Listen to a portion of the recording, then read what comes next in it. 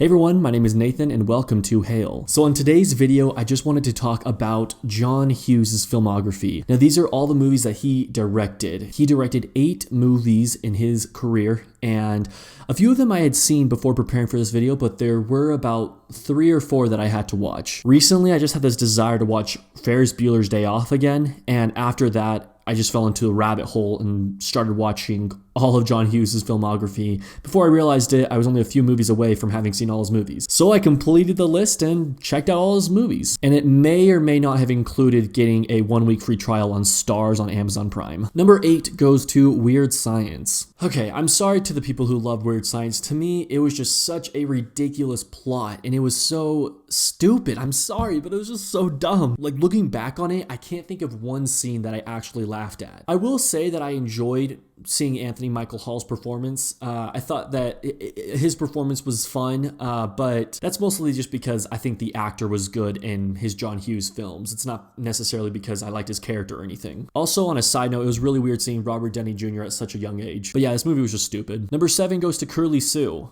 Curly Sue was the last movie that John Hughes directed. It came out in 1991, and I find it's crazy that this was the last movie he directed. I believe the rest of his career he just spent producing and writing, because he passed away in the late 2000s. I think it was in 2009. But Curly Sue, unfortunately, wasn't going out with a bang. I just didn't feel attached to any of the characters in this movie. Out of all the movies that John Hughes directed, it's definitely his most family-friendly movie. I can't really put a reason to it. I just know that I didn't really like this movie too much. Number 6 goes to 16 Candles. I loved Molly Ringwald's character in this movie. She was just so, I don't know, fun, and you had so much sympathy towards her, and you wanted her to have a good birthday, and it was really sad, but at the same time, a little funny too. And her character has such bad luck in some ways. I don't know, it was just an entertaining high school movie to watch. The movie is a little bit too goofy at times for my taste, but the good outweighs the bad. Number 5 goes to She's Having a Baby. Now, before I watched this movie, I looked at some of the reviews and I saw that a lot of people didn't really care for this one. This is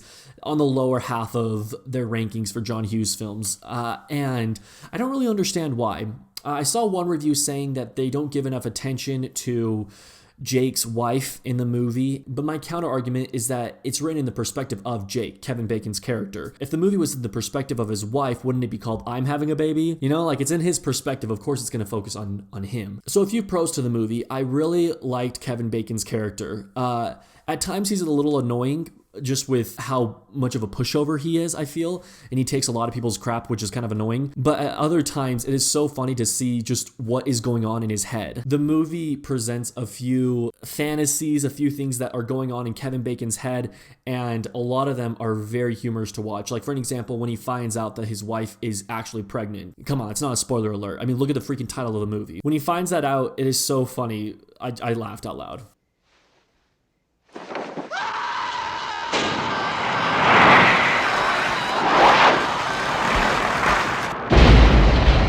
And I also just loved the scene where they're getting married and the priest seems like he's listing off way more responsibilities than he signed up for. It was a funny, witty movie. It kind of reminded me of 500 Days of Summer for some reason. Now the next movies, 4 to 1, are all movies that I really like. Number 4 goes to Uncle Buck. I recently rewatched this movie, and gosh, John Candy is just so lovable. And he's just hilarious too. But he's not the only standout of this movie. Honestly, Macaulay Culkin had me laughing in a lot of scenes as well. But John Candy definitely does steal the show. Whether he's kneeling down at a urinal in an elementary school, or bringing in stray cats, or just giving us his cheesy grin, I just love all of it. The movie is full of laughs and it's full of tender moments, and these tender moments are moments that I actually care for, whereas in movies like Curly Sue, I didn't really care for those tender moments. I was actually attached to the characters in Uncle Buck. Maybe it's because I'm a fan of John Candy's and Macaulay Culkin's, or maybe it might just be that I like the story more in this one. I honestly don't know. Let me know if you find out. Number 3 goes to The Breakfast Club, which starts out as just a comedic detention movie, ends up dealing with serious subjects such as depression, anxiety, abuse, suicide, shame, and so many other things. Each character is so different from each other, which I think is one of the big reasons that this movie works so well. Because they're so different from each other and they really get to know each other, by the end of the movie they all click. The comedic parts are good, and I laugh here and there, but when this movie gets down to the nitty-gritty, to the real serious scenes, especially the scene where they're all in a circle. I believe it was improv. That is an absolutely insane scene, and that's my favorite scene of the movie because you really see these characters' lives. Something that I like about The Breakfast Club is it gives us a look into teenagers' eyes. We were all teenagers, maybe you're too young, but you will be a teenager at one point, and we all had our struggles that we went through, and we all went through that phase where we felt like no one was listening to us or we weren't heard. And I feel like The Breakfast Club is really good at speaking to that crowd of teenagers. And I think that's why it's aged so well through the years, because it's relatable to a lot of people. I will say that I think the ending is a little unrealistic, what with Andy and Allie getting together.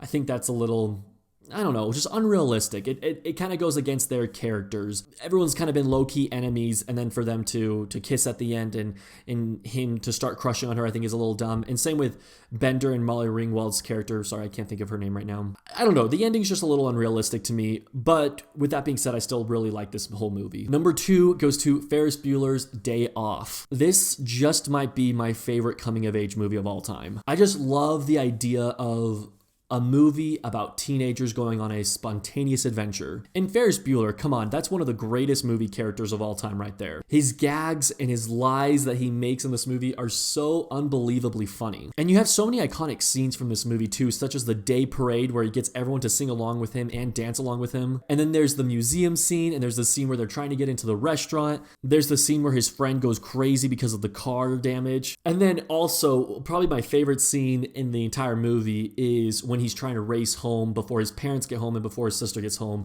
Just that whole montage of him running through people's yards and through houses. It's so iconic, and I love the shot of him jumping up in the air off of the trampoline in slow motion. Like, when I was watching that scene, I just thought to myself, oh my gosh, like, this is one of the best movies ever. And there's a reason that other movies have taken scenes from Ferris Bueller's Day Off, because it's just that iconic. Overall, I love this movie mostly because of, yes, the coming of age story, but also I just love what a fun time it is. All right, and number 1 goes to Planes, Trains, and Automobiles. I love this movie. It seriously had me laughing out loud in so many scenes. What would happen is I would see the scene, I would laugh super hard, then I would have to pause the movie and just kind of like regain my composure, you know? And then I would go ahead and rewind the scene and watch it again 5 times. But it's because this movie's hilarious. One of those scenes that I laughed at the hardest was definitely the scene where John Candy is dressed up as the devil. And just like Uncle Buck, John Candy's character, once again, is so lovable. And then Steve Martin's character is the traveler that we can all relate to. When we're traveling on long vacations, we just don't want to talk to anyone. We just want to be alone and be in our own little bubble. But I love John Candy's character. I love how just sweet he is. And I love that this movie, after being just laugh out loud hilarious, is able to pull off an emotional ending that is just so touching and is one of the big reasons that I love this movie even more, and probably the reason that it's my number 1 John Hughes film. Guys, those are my John Hughes films ranked. Thank you so much for watching. Leave your comments below on what films you like from him and how you would rank his filmography, or what your favorite movie of his is. Thank you guys for watching. Have a good day.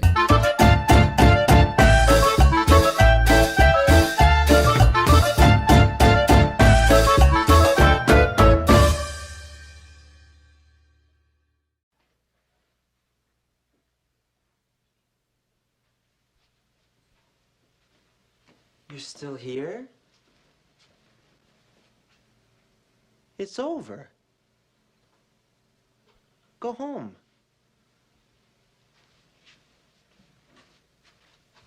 Go.